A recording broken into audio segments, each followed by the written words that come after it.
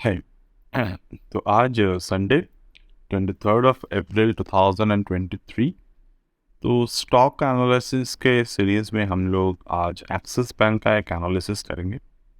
The stock have given a ट्रेमेंडस run from the 2020. Before the 2020 also we can see there is a fantastic run towards the upward side. तो अभी क्या है कि previously हम लोग ने फिबोनाची कुछ एनालिसिस किए थे। तो बेस्ड ऑन दिस एनालिसिस हम लोग वही एनालिसिस के ऊपर रिपीट करेंगे। Now axis bank and also other stock have a tendency to, when the market hit the 1.272 percentage, from that particular percentage market always give the correction from that particular level. तो अगर आप 2010 को देखेंगे 1.272 percentage से top बनाया, वहाँ से market में 0.618, 0.5 ऑलमोस्ट 0.5 तक मार्केट यहाँ पर एक करेक्शन दिया। उसके बाद फिर से ऊपर की तरफ जाने लगे। नाउ इफ़ यू सी, अगर आप लोग इस पॉइंट पर मार्केट को देखेंगे on this bear run to here, तो उसके बाद अगर हम देखेंगे 1.272 पर जब मार्केट आए थे तो 2014 पर वो बियर रन सस्टेन नहीं करा, स्टार्ट ही नहीं हुआ, वहाँ से ऊपर की तरफ फिर से चले गए।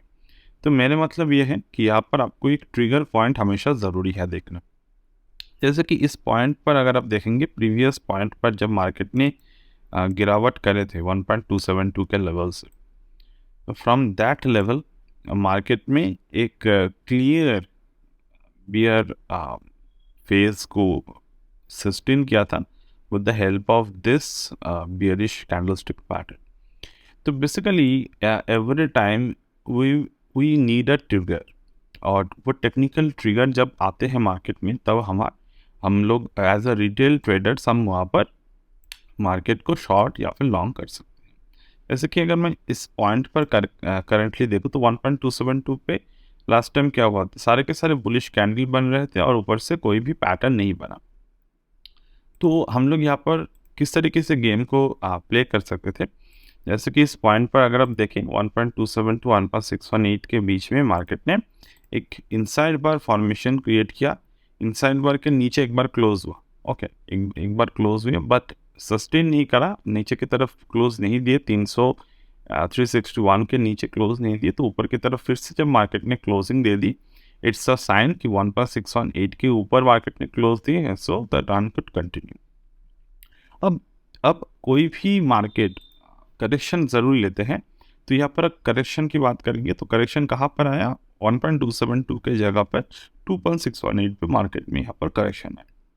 वो करेक्शन हम लोग किस तरीके से ट्रेड कर सकते हैं, on the top at the 2.618 we can see there is a bearish engulfing pattern form. तो बियरिश एनगल्फिंग के नीचे जब मार्केट आए, it nearly touch the 1.272 low, और उसी 1.272 के लो से मार्केट ने फिर से इनसाइड बार क्रिएट किए, अपर एंड को ब्रेक पे market gone on the upward side, again same 2.618 पर आए। इस बार मार्केट ने लोअर हाई फॉर्मेशन को क्रिएट किया। अब lower high formation is a sign that market could expect, we are expecting that market is going to correct.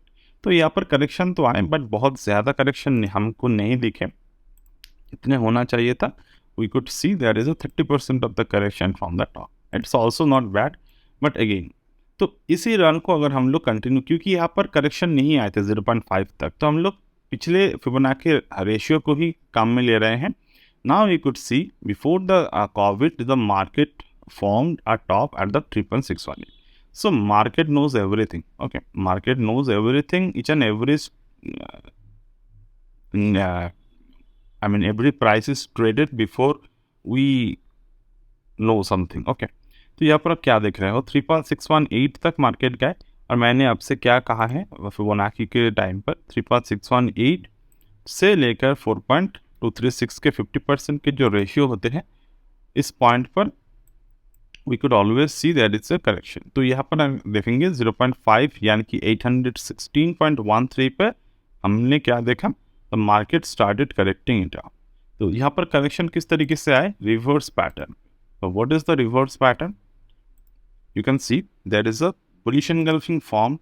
Market tried to fail the bullish, break the bullish engulfing from the upward side, but वहाँ पर fail होने के बाद lower end पर close हुए, and we can see that from this particular level the correction started. Correction start हुआ. So after that we could see the market is trying to correct from that particular level. Again, this was the COVID crash. Okay, we did not know this is coming, but we at least know this is something, correction is happening. So correction आया, and from this further level on the upward side we could see there is a level. Now again, इस point पर जब एक bullish engulfing pattern है, could we ignore that or could we able to हमें यहाँ पर क्या लेना चाहिए? तो ये बुलिश एंगल्फिंग पैटर्न क्या हमें लेने चाहिए थे कि नहीं लेने चाहिए थे? कैंडलस्टिक वाइज देने चाहिए थे, but if you see there is no such particular level. तो यहाँ पर कोई पर्टिकुलर लेवल नहीं है, ना तो ये 2.618 पे है, ना तो 3.618 के ऊपर है. तो ये जो बुलिश एंगल्फिंग पैटर्न यहाँ पर बने थे, इसके स्ट्रेंथ काफ़ी कम थे. ठीक है, so from that level we could see, we could ignore that pattern easily. Okay, तो now we are currently at here. तो यहाँ पर कौन से पैटर्न बने हैं? If we try to see from this particular swing high to this swing low, we can see now यहाँ पर जो करेक्शन आए थे, ये करेक्शन कंप्लीट हो गए. क्यों ये करेक्शन क्यों कंप्लीट हो गए? इफ़ यू सी दिस, जो यहाँ पर जो रेशियो थे, उस रेशियो के ऑलमोस्ट सारे के सारे ट्रेंड को मार्केट ने करेक्ट किए. And once we correct the trend, we can see from this particular level we already release the bottom. तो नाउ अभी हम लोग प्रीवियस रिट्रेसमेंट के कहाँ कौन से लेवल पर है? 1.272 पे लेवल पे है, 975.11. So here we can see the market made a high at 970, so it was almost 1.272%, and from this level we can see the market already formed a bearish engulfing pattern. Also market break the low of this bearish engulfing pattern.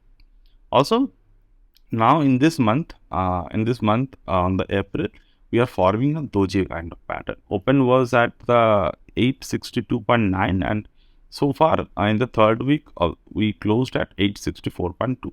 Now this will decide the end of the trade.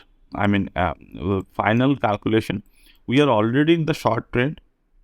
Okay, now once the short trade will release, what target we can achieve?